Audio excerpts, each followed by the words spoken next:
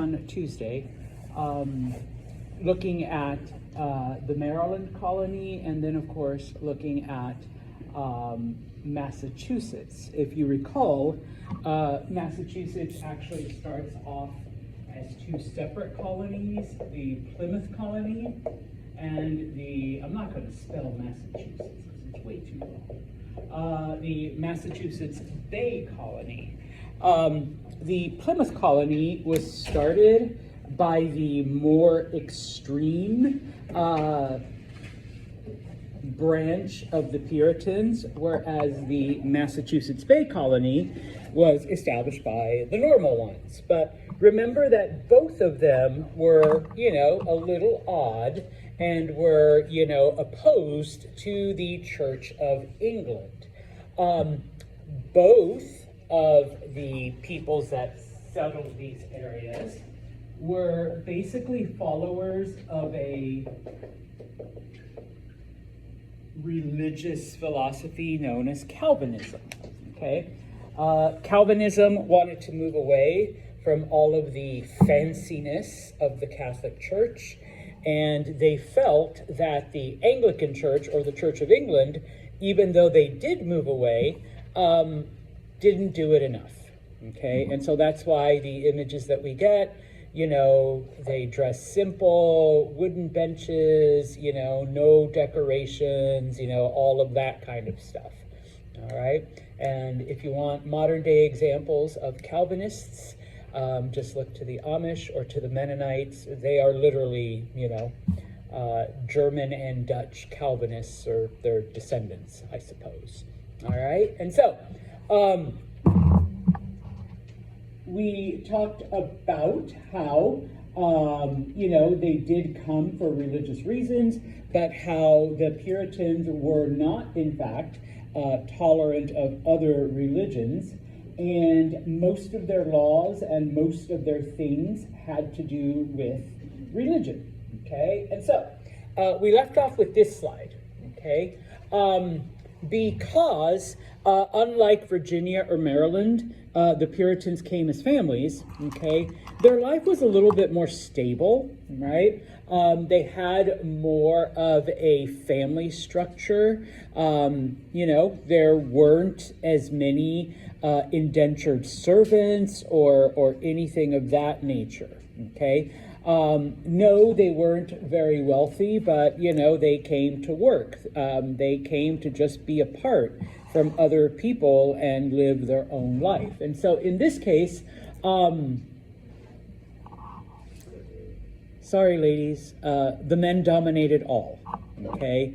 More so than even, in other parts of England or of the colonies. Because if you recall, in the South, in Virginia and in Maryland, okay, ladies, if you ended up being a young widow because your husband died of disease, what did you get?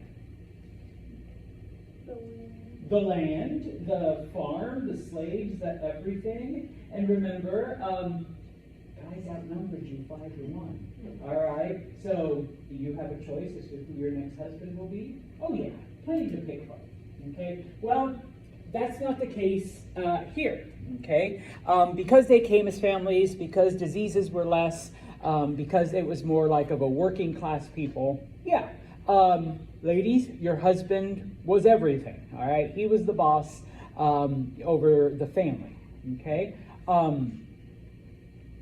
There weren't a lot of slaves, there weren't a lot of indentured servants, and so everything that happened was because the head of the family, the father, the husband, that's what he wanted. In Massachusetts, during this time, ladies, you were legally subservient to your husbands, like you had to do what he said. Okay, Virginia, more or less, and especially if, Ashley here married a much younger man, it's like, hey, remember whose property this all was, right? Well, New England, not so much, okay? And yeah, ladies, cook, clean, make babies. Heavy focus on that making babies part, all right? Because since you don't have slaves and you don't have a lot of indentured servants. Now, granted, you don't have huge farms like they do in Virginia, but where are you going to get all your workers for the farm? You're going to make them, all right? So yes, all right, this is why they used to say that, yeah, farmers always had like 10 kids, because you needed all the kids to go out there and work on the farm. And so yes, ladies, you would marry young, and we're not talking about, oh yeah, like I'm 19. No, by 19, you're an old maid, all right? You married at like 14, all right, type of thing. You literally married young, okay?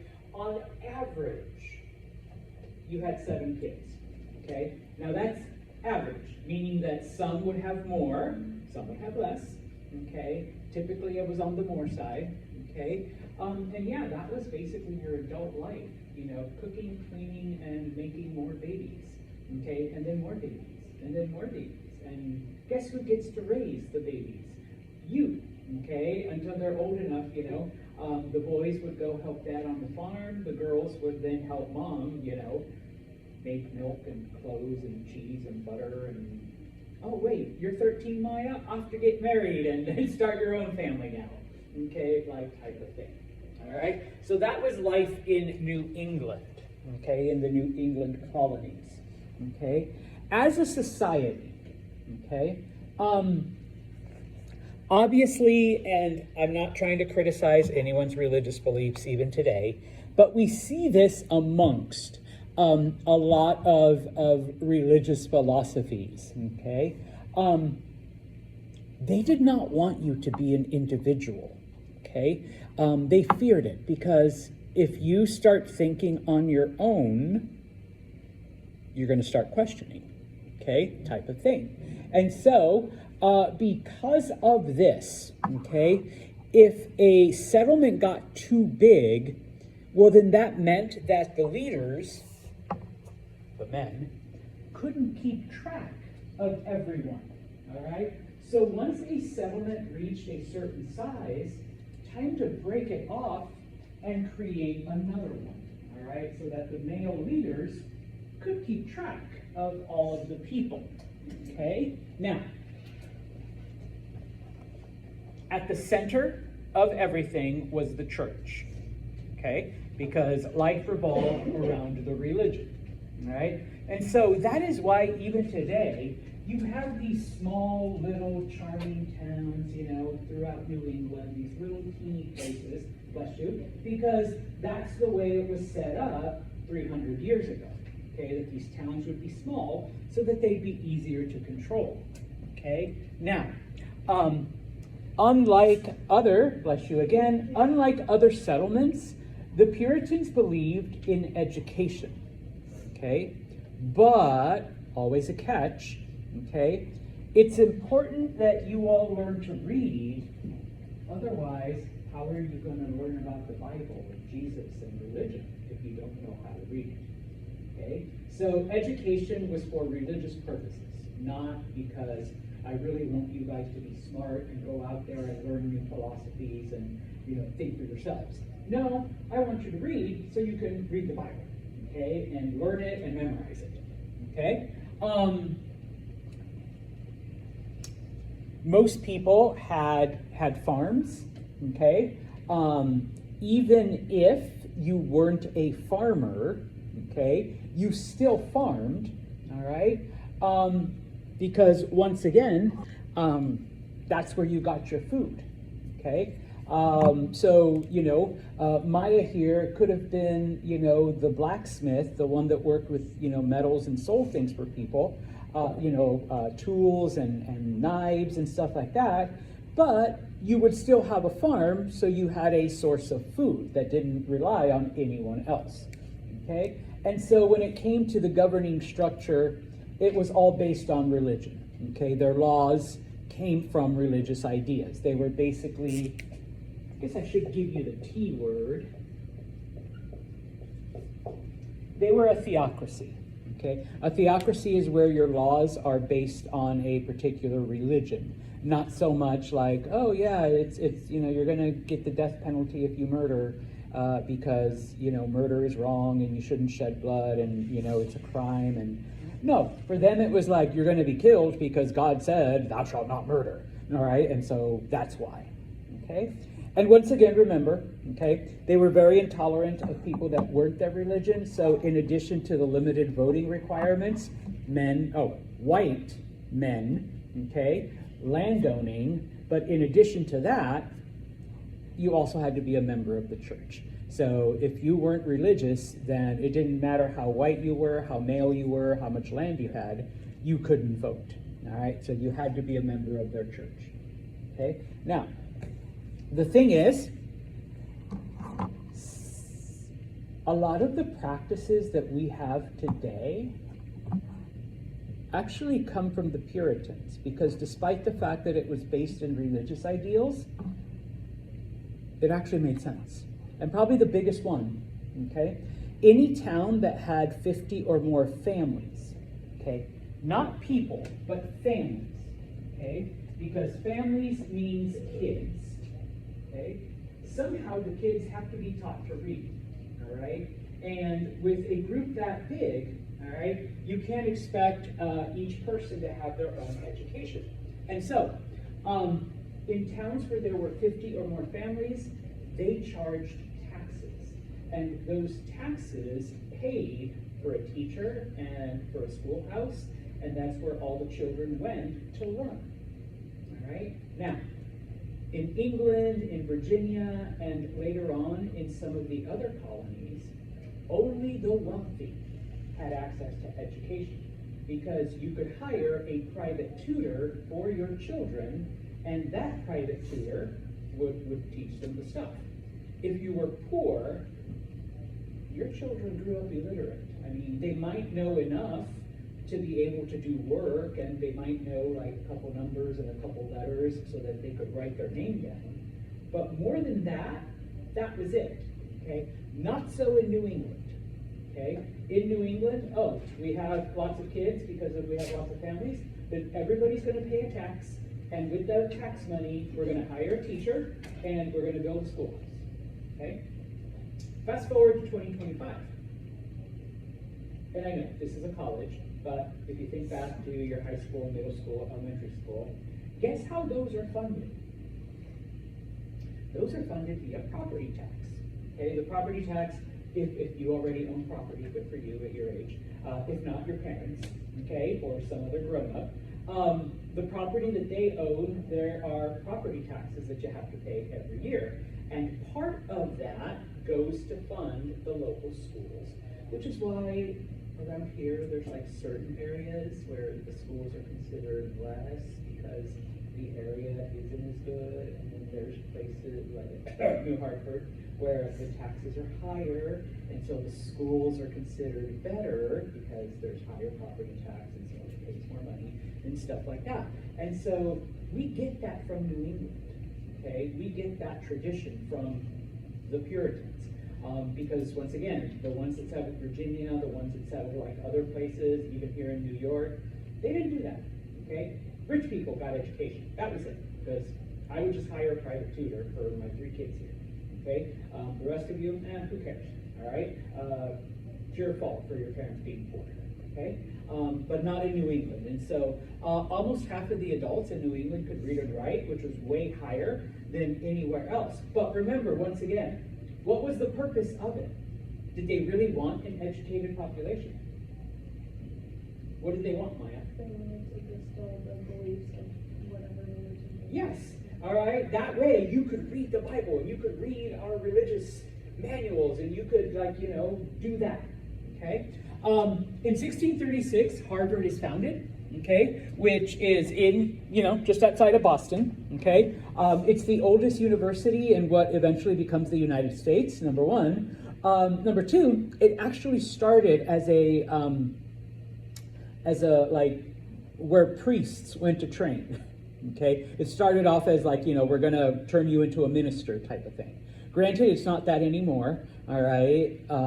But that's where it got its origins, because, now that the people know stuff, we want our priests to also be smart, Can't have the people being smarter than the priests, all right? So it became a religious seminary, I guess. That's the Catholic term. But All right. As far as government went, they're the ones who institute the town meeting or a town hall, which is another way that certain areas govern themselves. Even in Virginia, where they had like representatives in the House of Burgesses, in the smaller towns, okay, they had these town meetings.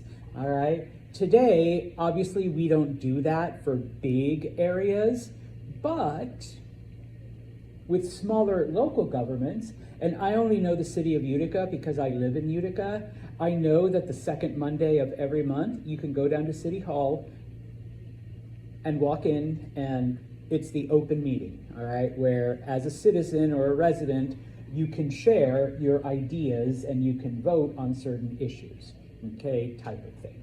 All right, so that actually also comes from the Puritans. All right, now we're going to leave Massachusetts alone for a minute, okay, because not everyone who lived there agreed with everything that the Puritans were doing. One such person was a guy named Roger Williams. Okay, Roger Williams lived in Massachusetts, and one of the things that bothered him was that everything was based in religion. All right, because they were a theocracy, that all of their laws and rules and government, and that you had to be a church member just so you could vote. And he was one of the first people that was like, no, all right, it's good that you're religious, it's fine if that's your thing, but that should not influence the government, and you shouldn't exclude people from the government just because they're not as religious as you, okay? And he also was like, okay, I know that Calvinism tells you that you are the chosen people and that you're the only ones that are going to heaven and everybody else is going to hell. That really makes no sense, all right? Because then what's supposed to inspire you to be a better person? You know, if you are already chosen and nothing can take that away, then, you know, you could totally be an asshole. But you're still going to heaven because, you know, you've been chosen. All right, so he also did that, okay? Well, in 1636, they don't kill him, they banish him. He gets expelled from the colony. And so people who were similar to him, who had similar beliefs, because once again, even though they all lived there, not everybody agreed with everything that the Puritans did, hence why, you know, some white male property owners aren't allowed to vote. Okay, those people decide to go with him, and they go to what eventually becomes Rhode Island, the state of Rhode Island. And so Rhode Island is one of the first areas to truly grant religious freedom.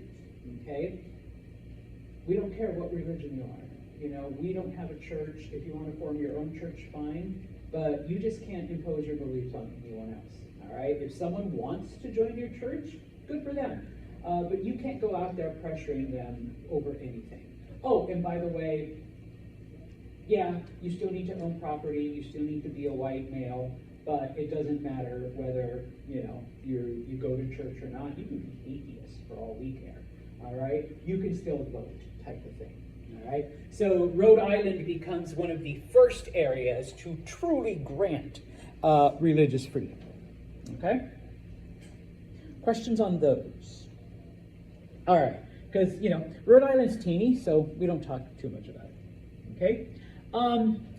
We are talking, though, about Connecticut really quick, and Connecticut is actually two separate colonies at first, just like Massachusetts was, where Massachusetts was Plymouth and Massachusetts Bay. Connecticut starts off, number one, as the Hartford colony, okay? And that was founded by a guy named Thomas Hooker in 1635. He basically just wanted to get away from other people, all right? He was just like, you know, I'm tired and I want to go somewhere. And so he went to Connecticut and founded his own little colony, okay? Whereas it's kind of funny because then the New Haven colony, which is a different part of Connecticut, it was founded by people who were even more extreme than the Puritans. They're like, yeah, Massachusetts is great and all, but they're not religious enough. All right, we really want like everything to be done, because of Jesus and religion and stuff like that. So here you have side by side one colony that just wants to be away from like all of the other weirdos, and then you have one colony that wants to be super mega ultra religious, more so than even Massachusetts. Okay. In 1662, though, as the two colonies grow, they eventually become united, and that's pretty much it. Although Connecticut does become an area that, depending on which part you are, because of how it started, you could be in a part that's really super religious, and then you could go a couple miles down the road and you're in a part that, people are like, we don't care, all right? And, do what you want to, as long as you leave us alone, type of thing. Okay, very similar to Rhode Island. All right, now, one of the people that eventually moved to Connecticut, to the kind of middle ground, is a woman named Anne Hutchinson. Okay, remember that Calvinism believes that you're already saved. Okay, no matter what you do, if you're not one of the chosen ones, you are not going to heaven. Anne also disagreed with this. Okay. She was like, well, then what's the point of living? Okay, if you could do all the good in the world, but if Maya is not the chosen one, she's still going to hell, even though she fed hungry people and helped orphans and, rescued puppies and stuff like that. But then, Lucia is supposedly saved. Sorry, Lucia. But she, beat up children and, threw puppies in the river and, wasted food and wouldn't give it to hungry people. Sorry, Lucia. But yet she's still going to heaven, that makes no sense. And so she basically says, church, you're wrong, okay? If someone does good works, then they are going to be saved. They're going to receive a reward for those good works. And, if someone does evil, then yeah, they're going to receive some kind of punishment, some kind of, whatever. They're not guaranteed. And so because of this, she is actually banished. They don't quite kill her. We're not to burning women yet. That's the next slide. Okay? She's not killed right away, but she is banished, and people thought, oh, who cares? She's going to die. She's going to get eaten by wolves or whatever. But she ends up in Connecticut, all right? And yeah, one side you have the really religious people, one side you have Thomas Hooker and his group. And so she's able to settle there, and her ideas, help convince, other people to move, because maybe there's a less extreme form of Calvinism out there. Okay? So, when it came to the Native Americans, okay, yes, the Puritans fought them, all right? They went into lots of wars with them, okay? But, obviously it didn't start off that way, okay? When the Puritans first arrived, okay, just like other Europeans, the natives were savages. The natives were heathens because they didn't worship Jesus, and they did all kinds of, weird stuff that they didn't understand, okay? Now, if the natives wanted to convert to Christianity and follow their beliefs, the Puritans were not opposed. They're like, okay, if you want to follow Jesus, good for you, because that's right. But they never actively tried to convert them, all right? Because you do get later on in history, missionaries going amongst the natives and trying to convert them to Christianity, okay? Why would the Puritans, why would the Pilgrims not even try to convert Native Americans? Remember, they're Calvinist. Are the Native Americans the chosen ones? No. So what's the point in converting them to Christianity? They could convert, they could be like the best Christians ever. They're still going to hell because they're not the chosen ones. We are. Okay? So if you want to convert, if you want to follow Jesus, great, awesome, good for you, all right? You just picked a better life, all right? better life, all right? But you're still going to hell, all right? So, you know, we're not even going to try because it's a waste of effort, okay? Now, when it comes to the relationship originally, okay, just like in Virginia, it was the Native Americans, specifically the Wampanoag tribe, that helps the Pilgrims, the Puritans, to survive those first couple of winters, okay? Now, the story of Squanto and all of that, it is based in fact. It is based on one particular Native American who was kidnapped, all right, and taken to England, where he lived for 12 years. In those 12 years, he learns English, and he somehow manages to get on an expedition. When they get to the Americas, he jumps off the ship and swims to shore, and, you know, freedom, I'm home, finally, after 12 years, okay, of having been kidnapped and lived in that, you know, horrible place. But fast forward to when the Puritans arrive, sees them starving, you know, they're struggling, they're on the verge of death. Most Native Americans were compassionate, were, you know, hey, we can't just let these people die. So he goes out there, and to their surprise, he's like, yo, what's up? All right. You guys need help? And they're like, you speak English? He's like, yeah, I lived in England for 12 years. I got kidnapped by some fishermen and, you know, managed to escape and make it back. And so it's like, oh, okay, yeah, help us out, dude. All right, help us out, bro. And he does, okay? And so originally there is peace between the Pilgrims and the natives. The chief of the Wampanoags, Massasoit, does sign a treaty with them, okay? Like, you guys stay over there, we stay here. But remember, as more settlers arrive, because during that time, especially into Massachusetts Bay, okay, there were over 70,000 Puritans that come from England to Massachusetts. I mean, 70,000, that's a shit ton of people, all right? They're not going to stay in just one tiny area, all right? So obviously they start moving into native lands. And so, yeah, the natives were like, whoa, we had a treaty, we had a deal. Okay, and they're like, yeah, that wasn't with us, that was with the other ones. Okay, we need land, and we're going to take it. So in 1675, we have what is called King Philip's War, right? At least that's what we call it. Okay, the Puritans couldn't be bothered to use the natives' real names. They couldn't pronounce them probably, and so they just called him Philip because that was like the closest they could come.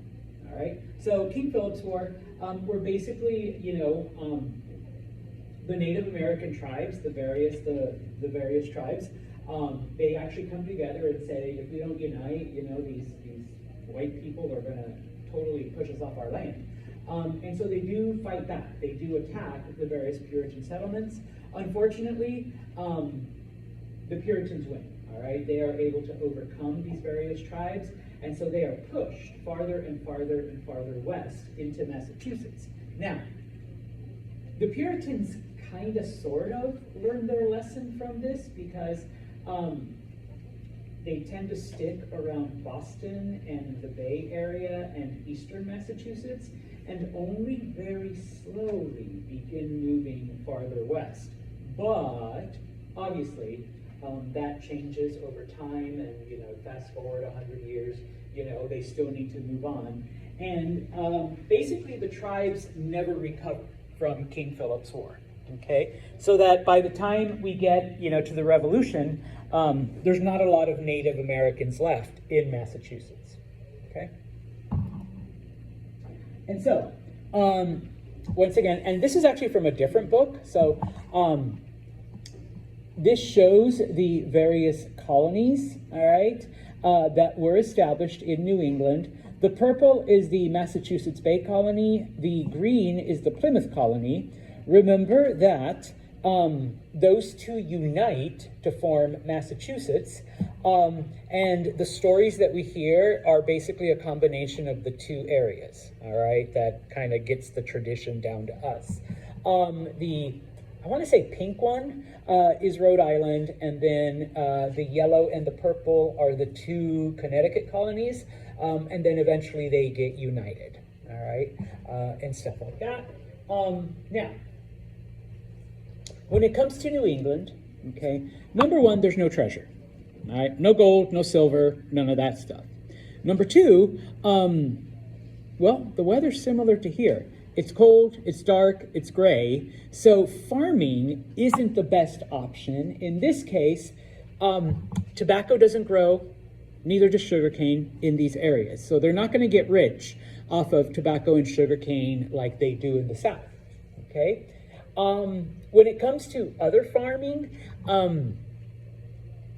mean, they can grow some food, but it's never like overabundant so that, hey, like we have so much food, we're gonna sell it and get rich off of farming.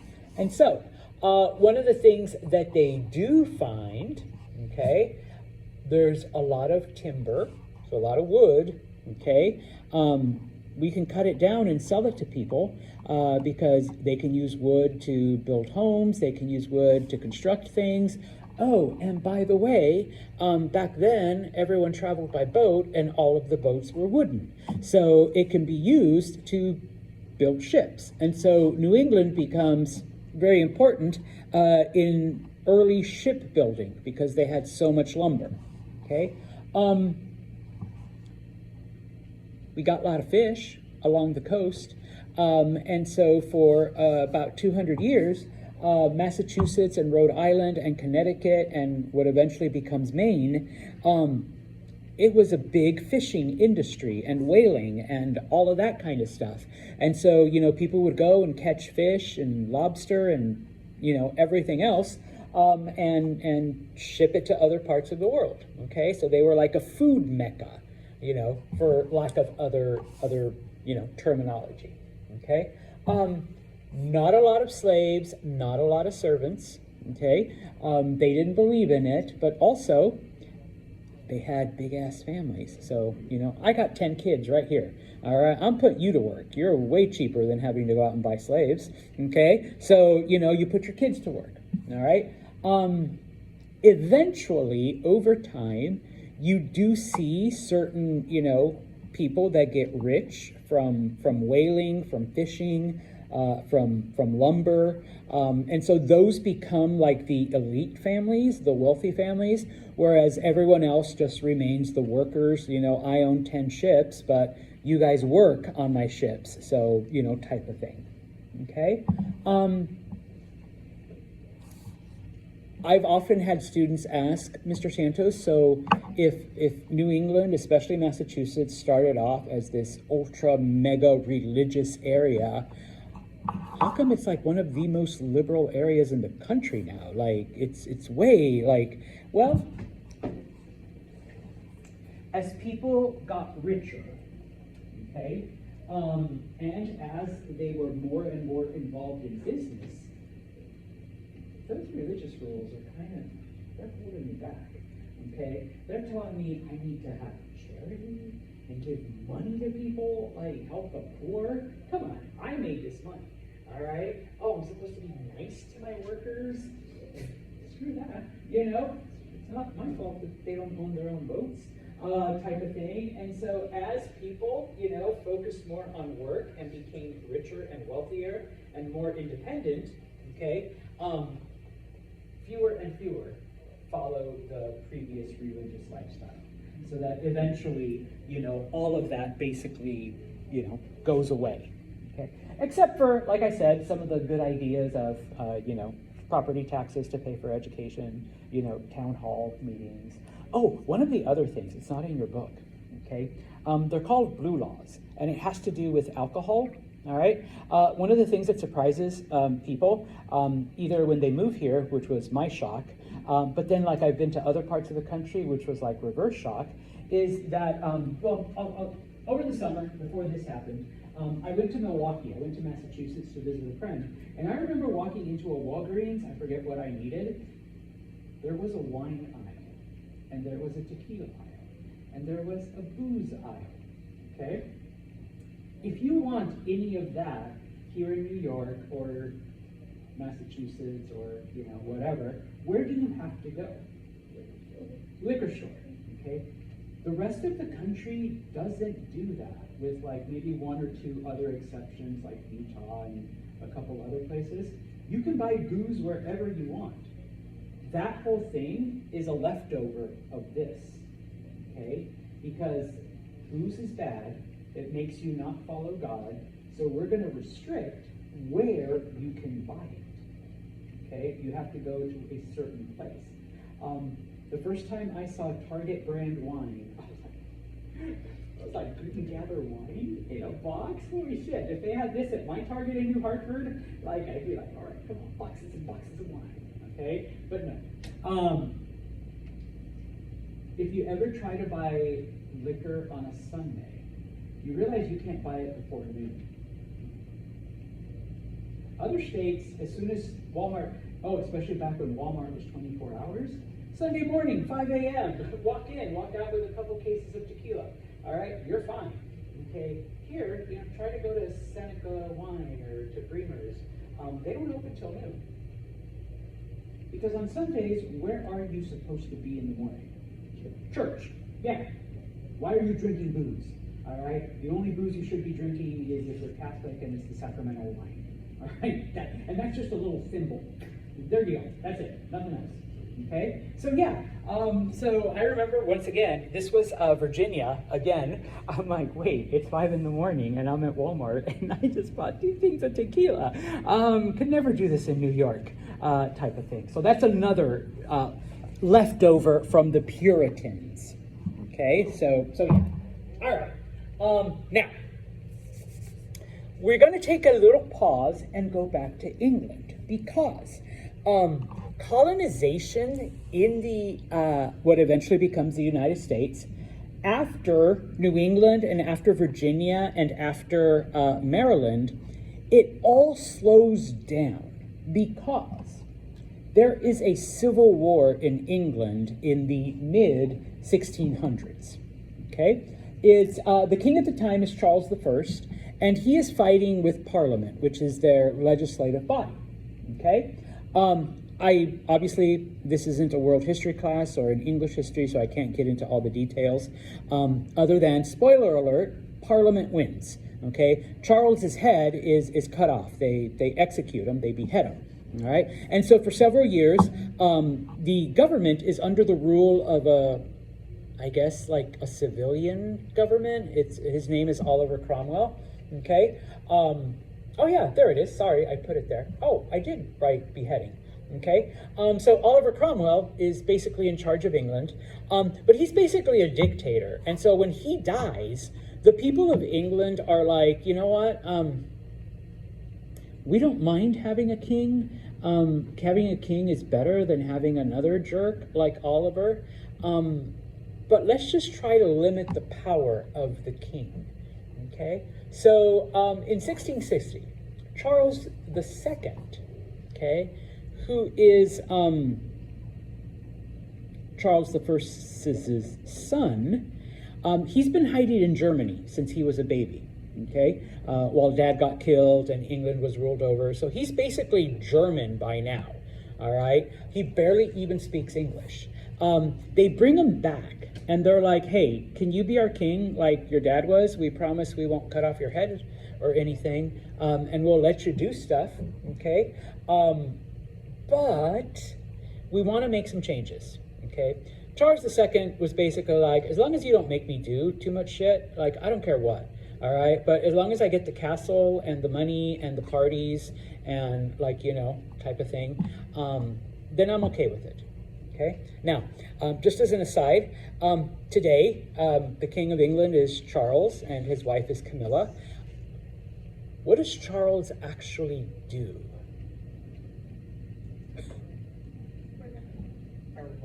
Not very much. Isn't he more of a figurehead? Yeah. I had a teacher, and this was back when his mom, Queen Elizabeth, was the queen. He was like, the queen is a walking, talking tourist attraction. Okay? Their job, and yes, a figurehead. You stand up there, you look pretty, you wear your crown and a nice suit and medals, and you wave at the crowds. And you smile and wave, okay? it starts with him, Charles II, where he's just like, fine, I'll be your king, but don't make me do shit.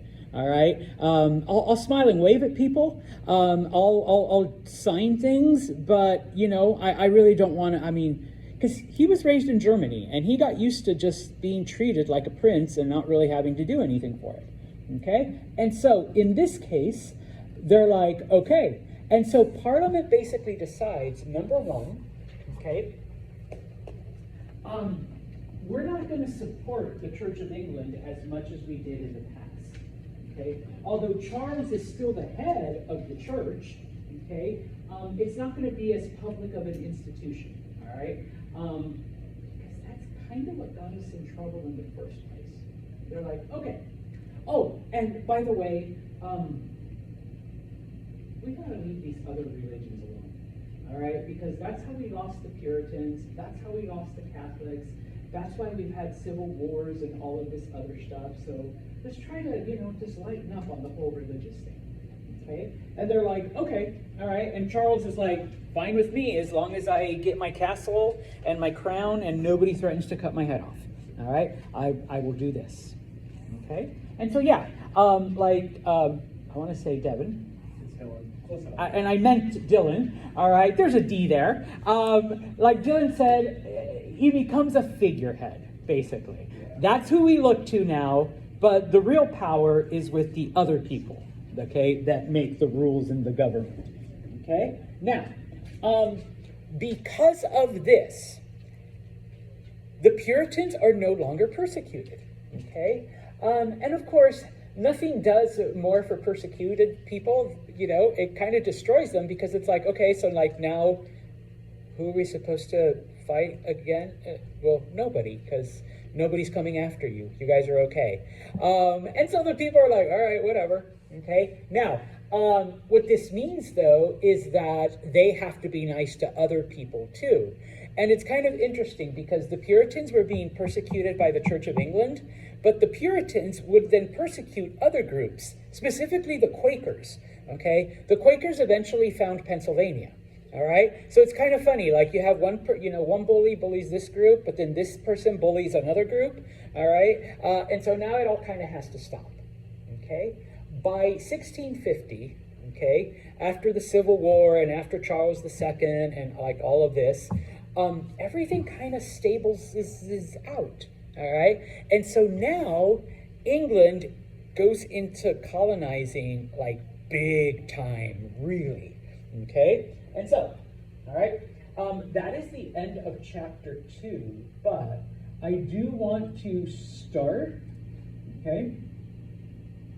I almost said un poquito, a little bit, okay, into chapter 3, because, like we said, Charles II takes over, okay? Not too long after that, because now England is in full swing. I promise I'll come back, okay? We no longer have government division. We no longer have religious division. We no longer have all of these other issues. But as these colonies are stabilizing, remember, the Dutch are still there, okay? They're kind of in the way. So, one of the first things that Charles II does is he's like, okay, I know I'm just a figurehead, but wouldn't our colonies be better off if we didn't have to worry about those pesky Dutch people, like cutting us down the middle? And so Parliament agrees. They're like, you know what, you're right. And so in 1664, England declares war on the Netherlands. Specifically, they do it just to take over, okay, New York, because that is a Dutch colony. England wins without firing a shot. The Dutch literally surrender, all right? Like, they see the English ships, and they're like, yeah, we give up, all right? Because remember, what was the only thing the Dutch truly cared about? Money, yeah. And it's like, well, shit, we're going to lose out here quite a bit. So we just give up, take our losses. Besides, the Dutch had plenty of other colonies in other parts of the world. All right, New York wasn't all that profitable anyways. So if they lost it, not that huge of a deal. Okay, so What does Charles do? Number one, he actually gives it to his brother James to govern. And because his brother was the Duke of York, we're not going to call this place New Netherland. We're going to call it New York. All right. What kind of brother is that? He not only gives you your own like state, but then he names it after you. All right. We could call it New Wyatt. No? Yeah, maybe. He's like, I can deal with that. Yeah. Do you have a big brother? Yeah. Oh, he gives you your own land, calls it New Wyatt, Wyattsville. All right. And so there we go. He's like, that's even better. All right. So boom.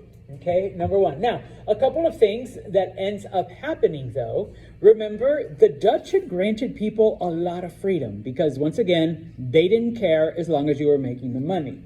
The English, on the other hand, they're like, okay, women, I know you had like certain rights under the Dutch because, you know, you were making the money. We don't care. Women cook, clean, make babies. All right, go back to the kitchen, basically. Okay, so women lose their rights. Okay. In addition, while the Dutch did believe in slavery, okay, because they transported slaves back and forth, they saw it more as a financial transaction. And if somehow, you know, Africans were able to buy their freedom or gain freedom, and as long as they became productive members of the society, once again, black, white, pink, purple, they didn't care as long as you were making money. Well, once the English come in, they're like, yeah, we're not the Dutch. No, you get no rights, and you're lucky we just don't re-enslave you in some way, shape, or form. Okay? And of course, this also is the beginning of the English and later, alliances with the Iroquois that were the main tribes that lived in New York. The French are still allied with the Huron. And so it's interesting because the Iroquois and the Huron were natural enemies. The English and the French were also natural enemies. So, you know, two enemies go against the other two enemies type of thing. All right. Now, but Mr. Santos, what about the rest of the colonies? What about everything else? I'm glad you asked. Okay. The Carolinas. Okay, the Carolinas are named after Charles. Carolina is the feminine form of Charles because Charles was the king. Okay, what does he do? During the Civil War, where his dad was killed, afterwards, Charles takes like the most loyal followers, the people that tried to help his dad, and the people that, you know, like tried to prevent him from being killed. There was 8 of them, okay? And in this case, he's like, okay, you guys were loyal to my dad. You guys were loyal to the royal cause even after he was executed. You did your best to keep him from losing his head. I'm going to give you land in America as a reward, all right? Now, eventually, like, some of them were like, land in America, like I wanted actual money or a castle or something. And so some would sell it to another person, and so now we're down to 7, and then, you know, someone would give it to someone else, and then, you know, just, so eventually, you know, originally Carolina was like just one giant thing, okay? It does split into 2, into North Carolina and South Carolina, okay? Now, whereas North Carolina is actually like closer to Virginia in structure, okay, because North Carolina eventually grows tobacco and has tobacco plantations and all of that and brings in slavery, okay. South Carolina actually becomes really, really connected with the English colonies in the Caribbean, all right. And I know I haven't talked about it because when we last left the Caribbean, it was all Spanish. But by now, the English have fought wars with Spain and have taken some of their colonies in the Caribbean. Jamaica, Barbados, a couple other islands. And so, in 1670, okay, a group of English colonists come from Barbados to South Carolina. Number one, they bring slaves with them. Okay, so that's how slavery gets started in South Carolina. But number 2, the English had started growing rice in Barbados.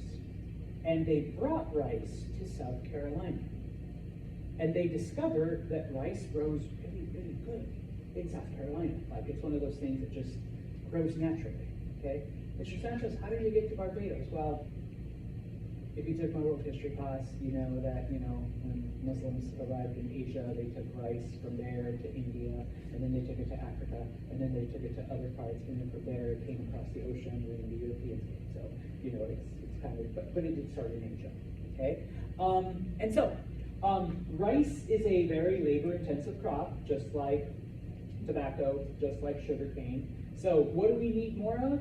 We need more slaves, okay? So we end up having, okay, more and more, okay, slaves being brought into South Carolina. Just as an FYI, just kind of jumping ahead, by the time of the Revolution, and then later on, by the time of the Civil War, South Carolina was the only area where blacks actually truly outnumbered whites, all right? Because of all the slaves that they had brought in over, like, the 200 years, okay, of time, all right? In other areas, there were still more whites, in those places, okay? But, so South Carolina becomes a rice-growing colony, okay? Oh, later on, I know it's not in your textbook, but South Carolina also grows indigo. Does anyone know what we use indigo for? Tea. Not quite. Okay. Medicine? Paint? It's a dye. So not necessarily paint, but now we can have pretty clothes in different colors. All right? Because, no offense, this was about the range, black. Thank you all for wearing black today. All right? She's like, green. All right, no, and maybe some grays, okay? But because of indigo, we're able to get bright reds and greens, and oh my God, yes, that mustard yellow, I don't know what else to call it. Orange, whatever, okay? Yeah, because of indigo, we're able, maybe even this green, okay? We're able to get, different bright colors, okay?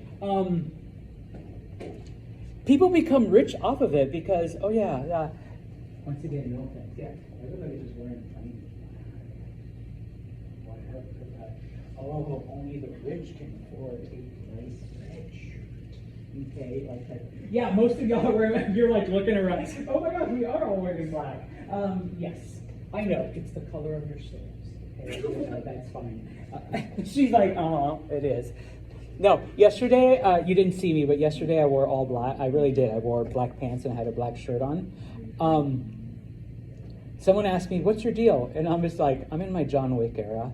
And they just started laughing. They're like, okay, you've seen John Wick. Good. I don't have to explain the movie to you. But yeah, I'm just like, I'm in my John Wick era. I got to wear all black, Maybe one day I'll come in with my black suit, black tie. And I'll be like, yeah, I'm a paid assassin. Can't you tell? All black. Anyways. Okay, so yes, people got really rich off of indigo because people wanted variety, okay? I don't know how they got white because you don't dye it, but yeah, okay? Now, Pennsylvania, okay? I'll try to finish off with Pennsylvania, okay? In 1681, okay? One of the people who helped King Charles during the Civil War was a man named, his last name was Penn, all right? He had lent a lot of money to the king, even though he does eventually lose his head, okay? So fast forward, his son, William, now that Charles' son, Charles II, is king, he basically goes to him and says, King, my dad lent your dad a lot of money, like during the war, and, granted your dad lost and got killed, but he never paid the debt back, And obviously Charles is kind of like, well, I don't know what to do. Hey, how about some free land in America, okay? And William Penn was actually like, okay, that's actually better than money. Because William Penn was a member of a group of people known as the Society of Friends, okay? most people call them Quakers. All right. The Quakers were basically pacifists and like non-violent proponents and things like that. And so, like, they weren't really liked by a lot of the religious groups of the era. Even the Puritans, hated them and persecuted them and, all of these other groups. So basically, he was going to take this land that the king gave him, and he was going to turn it into a colony, not just for Quakers, but for any group that had ever been persecuted by any other religious group, because he believed in not just toleration, all right, of other religions, but tolerance in other people, men and women, slaves, non-slaves. There's even like records of some Muslims living in Pennsylvania. He truly believed that everyone deserved this kind of freedom. Okay, and so not only did he advertise and try to get people from England, but he went all over Europe and into parts of Africa and stuff to try to bring people to America, specifically to Pennsylvania. All right, and yeah, it was named after him, William Penn, Pennsylvania, type of thing. Okay, and like I said, all right, it starts off as a Quaker colony, but then eventually, other persecuted groups come in. Now, just as a little aside, I thought the Quakers were like this old group and that, they had basically disappeared because, the religion died out.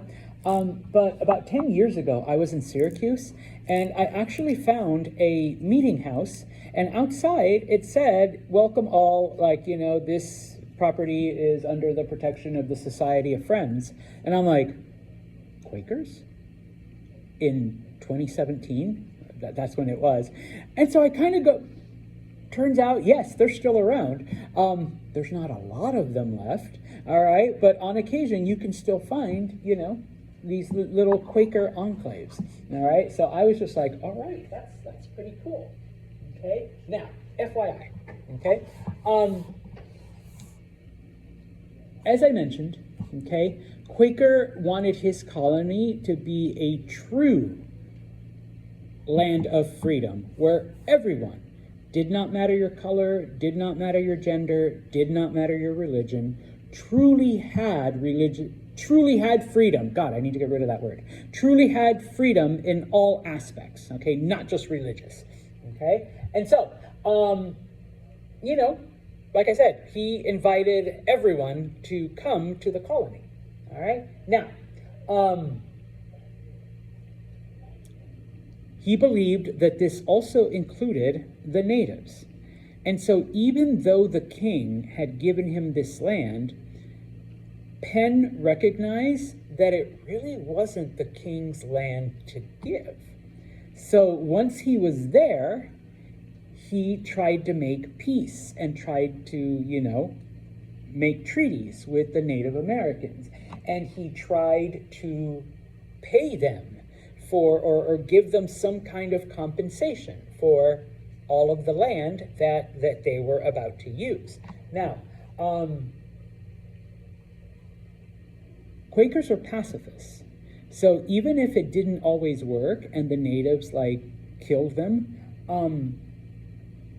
he's like, okay, well, then let's just leave them alone in this area and try to deal with those tribes that will negotiate and take payment and that we can make treaties with. And out of all of the white settlements that existed and made treaties with the natives, it was Penn and the Quakers and the people of Pennsylvania that truly honored, those things. Now, granted, it didn't always last because, all right, this is in the Pennsylvania State House. It basically shows William Penn, all right.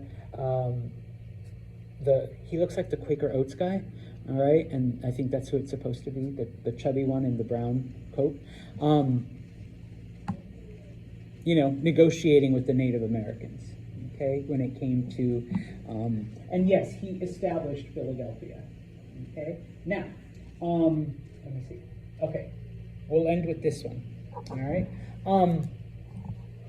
Once Penn negotiated all of this with the natives, all of the land was basically his.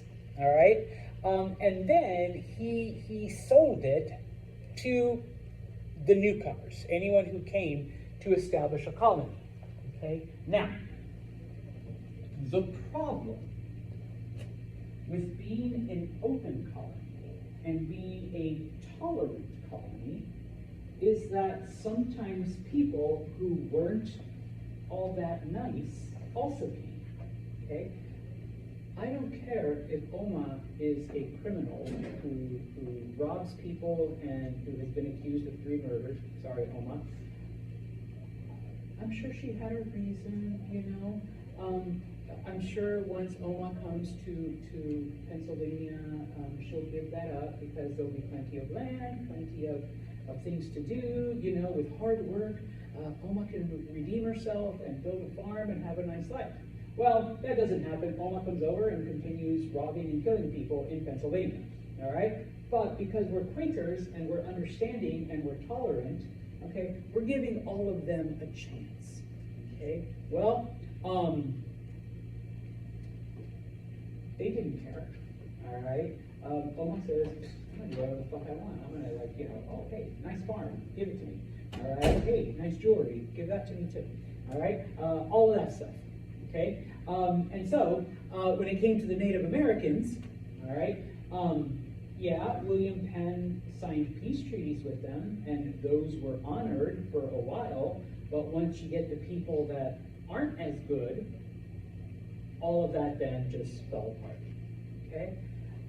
The other thing that Penn did, okay, because remember, the only ones that can vote are white men who own property.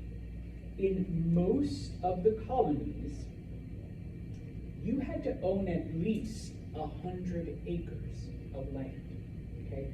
So, it's not just property owners. You had to own a lot of property. If you want to translate that into normal English, you had to be rich, okay? So only rich property owners, all right? So, you know, Lucia owns maybe 10 acres because that's all she can afford. Too bad, you can't vote, all right? You need 90 more acres, okay, before we let you vote, okay? William Penn, Pennsylvania, you only needed 50, okay? So, like, the voting requirement was half of what all of the other colonies were, okay? So even if you were working class or poor, or like, you know, you weren't mega wealthy, you still had the opportunity to vote in Pennsylvania. I mean, granted, we still have a property requirement, but you didn't have to own as much, okay? Just as an FYI, the United States doesn't actually get rid of the property requirement until like the 1850s. All right, up until then, you still had to own property before you were allowed to vote. Okay, a lot of places used to have them. All right, obviously not anymore. Okay, but it was one of those things. All right. Cool. Then we are going to stop right here. On Tuesday, we will continue then with colonial life and the origins of American slavery. Oh no, wait, and we also need Georgia. We'll talk about Georgia. They're the only ones we haven't talked about.